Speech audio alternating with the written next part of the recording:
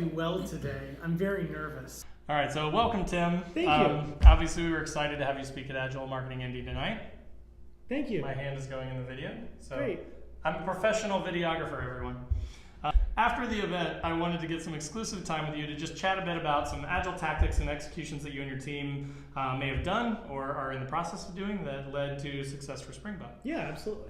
So can we start by just telling us a little bit about, sort of Springbuk and what you guys do? Obviously, we've got, the big talk, but like the elevator pitch of what Springbuk does and what you guys do for the marketing. Our mission here is to prevent disease with data. And the way we do that, we have an analytics platform that empowers employers and their insurance brokers, their on-site clinics, their wellness vendors, every member of their population health ecosystem. It empowers those individuals to identify what's working to reduce healthcare costs and improve patient outcomes and what isn't, so they can target their efforts to be more effective.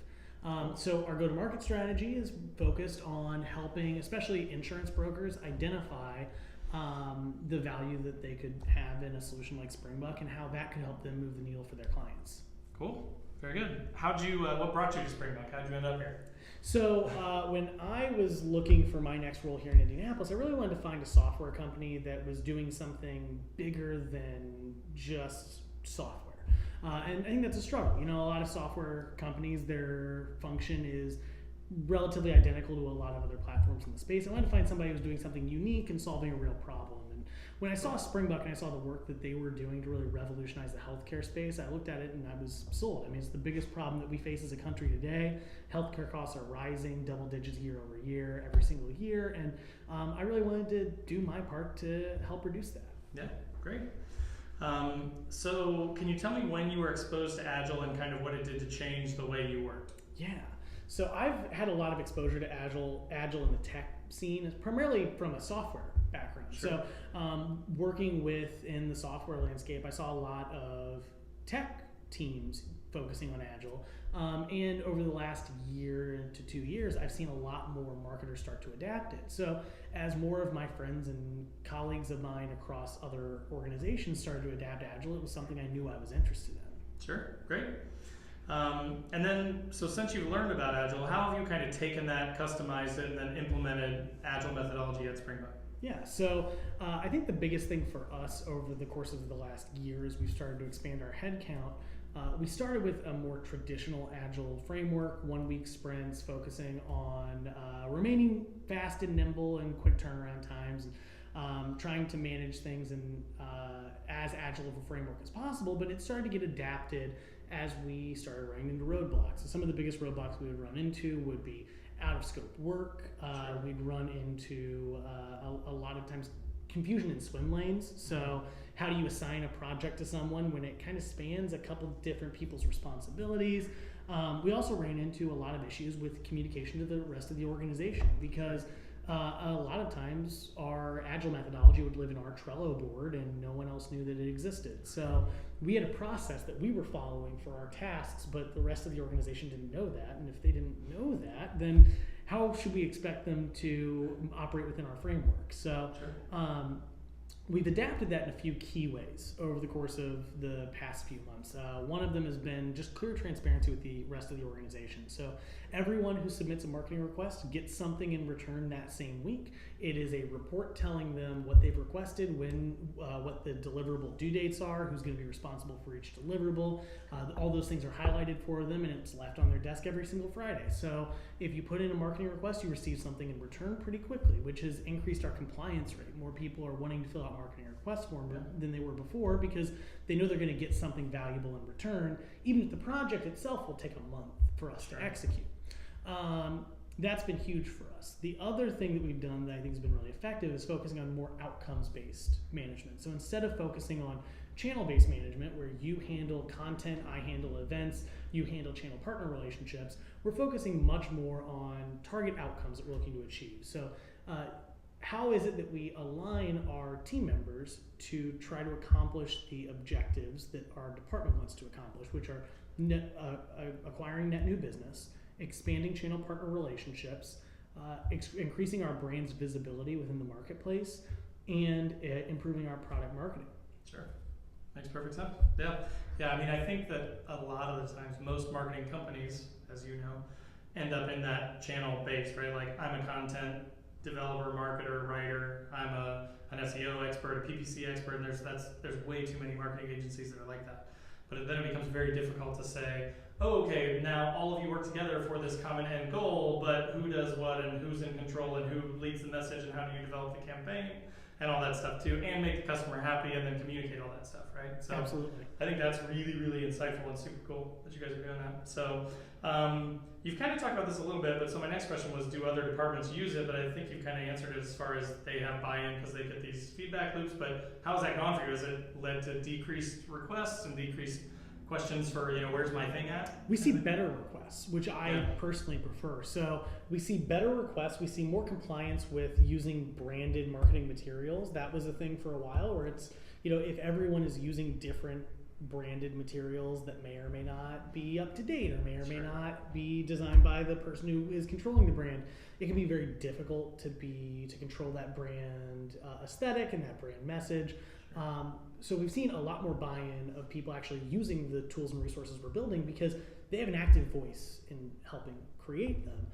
We also, because we are focused exclusively on outcomes instead of on channels, members of our team are really embedding themselves in other parts of the organization. So at this point, I spend more time in meetings with the sales team than I do with the marketing team, which has made me much more effective because I'm hyper-focused on what is going to move the needle for the sales team because I'm responsible for driving new business. Yeah. That's my North Star. That's my cardinal direction. That's what I'm focused on. Sure. Because that's what I'm focused on, I'm able to focus on it in a way that I never could focus on. Yeah. If I was being dragged into other projects that weren't related to my cardinal direction. Yeah, that's awesome. In doing that, implementing Agile, and like you said, kind of everybody didn't really know what was going on, and then you had to make them aware. Did you have any issues with adoption? And if so, then how did you overcome those issues? Our first prioritization meeting was a disaster. Remember, this might go out. I know, that's fine.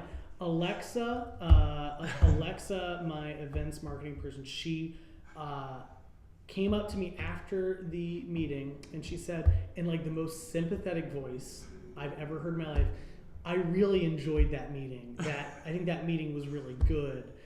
And I knew she was patronizing me and I didn't care because I needed to hear that in that moment because it was messy. I mean, when you're implementing Agile for the first time, and you're going in and you're saying, all right, we're going to take all of these tasks and we're going to figure out where they belong and we're going to try in real time to assign these things out. We haven't really thought about it before. Yeah. These are all things that are coming at us in real time, and it was really difficult for us, even internally as a department, I think, to assign tasks in a way that was meaningful and didn't feel like me pointing a finger and saying, now you do this, now you do this, now you do this.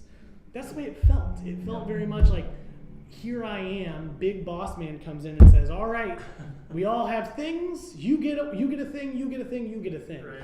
And it was demoralizing for all of us because we walked away from that meeting thinking like, well, what exactly are we doing here? Yeah, everybody hates you now. And so the first couple meetings we had, they were really hard.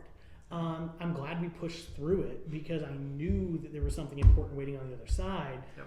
But it was tough internally, which made it tough externally because if I'm not even bought in because my confidence in Agile is rattled after the first meeting, how am I going to go to other directors in the company and say, this is what we're doing? Yeah, that makes perfect sense. So kind of going down that same path then, thinking of other companies, obviously like our audience is interested in Agile, whether it's for sales or for marketing or for development, anything. Just having been through that experience now and being rattled, right? What advice would you give other companies, and how would you recommend that they kind of approach implementing Agile within their company? So the first thing I would have done, if I could go back and do it differently, is I would have done a dry run.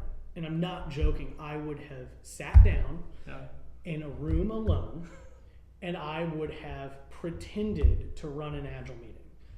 And I know that sounds dumb, and it would be awkward and uncomfortable for me to do that, but it would be so much less awkward and uncomfortable for me to do it once by myself in a room than sitting in front of my subordinates and falling on my face. It would have been so much better. Yeah. That's the first thing I would do. Sure. The second thing I would do is after I do that before every meeting, I would give myself a month and I would couch everything. Because I came in very confident and said, we are going to implement Agile because we're going to be an Agile marketing organization. It's going to be amazing. And then I came in and I did it wrong. And so all of a sudden my confidence was around. I would have said, we're going to test this for a month. And after a month, after the fourth time we do this, we're going to sync up together and we're going to assess what we should do differently. Which is kind of an Agile way to look at Agile, right. if you think about it. True. But so don't just think about, all right, how are we going to do this the first meeting, but we're going to do this, we're going to test this a few times. After we test it 4 times, we're going to sit down as a team and we're going to say, this is what I like about these meetings, this is what I like about my management framework, this is what I don't like about it. Yeah. And we're all going to have an equal say in it, because if we all have an equal say in it, we're all going to be bought in, because everyone's going to have their fingerprints on it. Instead of, again, coming in and saying, you do this, you do this, you do this, I am the boss. Right. Which no one likes, including me. Right. Yeah, no, that's great. I mean, I've been at a couple companies now that do Agile, and it's always the same thing. If you try to exert your will on someone, it's not going to work. But if you say, hey, look, I have an idea, I want to get your feedback, and then we can tweak it, it's totally different reception. And I think that feels in the moment like weakness. It feels in the moment as a manager like weakness to go to your subordinate and say, I want your input on this management framework that is my job to give to you. You're right. I want your input. That feels like weakness. I think it's really strength. Yep. And I didn't see that at the time when we implemented Agile. I didn't realize that. I was maybe too naive to realize that getting buy-in, respecting your team enough to seek out their opinion, that shows, I think, a great amount of strength, and I wish I would have realized that sooner. Yeah, no, that's great. That's great advice. I mean, that's pretty much all I had. That's awesome. Thanks again for taking the time to sit down with me. You know, obviously appreciate you talking tonight, and look forward to obviously seeing you on bigger and better things in the future. Thank you so much. I'm excited. Cool. Yeah, thanks.